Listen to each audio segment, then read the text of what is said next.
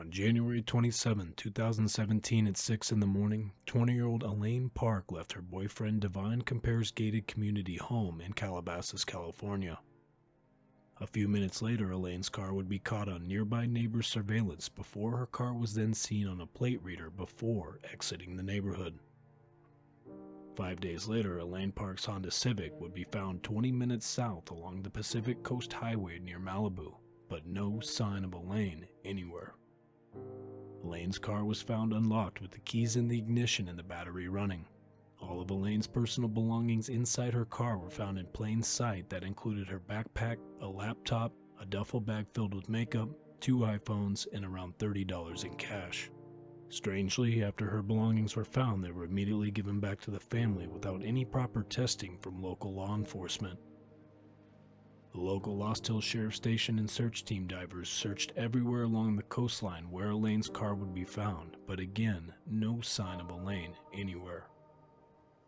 According to her mother, Susan Park, who had a rocky relationship with Elaine, Elaine had a history of disappearing for a few days, but this time she would never return home.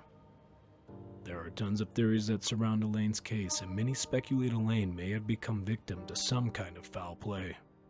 There are a few reasons as to why people speculate this, and in my opinion, one of the big reasons is Elaine started to speak out about a tragedy she was involved in 2015 that included being assaulted backstage at a concert at the observatory in Santa Ana. Others speculate that her own mother may have had something to do with her disappearance, and this has been explored by a podcast in Season 2 of To Live and Die in LA. But in the end, I, like many others, don't believe her mother Susan to be the reason for her disappearance.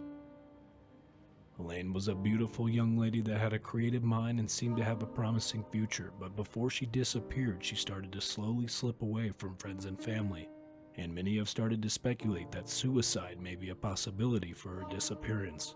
But after looking at everything in this case, it just doesn't make quite sense, and I find it to be the most unlikely scenario given. Over the years, there have been many attempts by family and friends to offer a reward for any information about Elaine's disappearance, but unfortunately to this day, no one has come forward with any information that leads to the right answer. It's now 2023 and it's been 6 years into the grueling quest of finding answers to Elaine's disappearance, and thus far every avenue that has been explored has led Elaine's loved ones and supporters nowhere.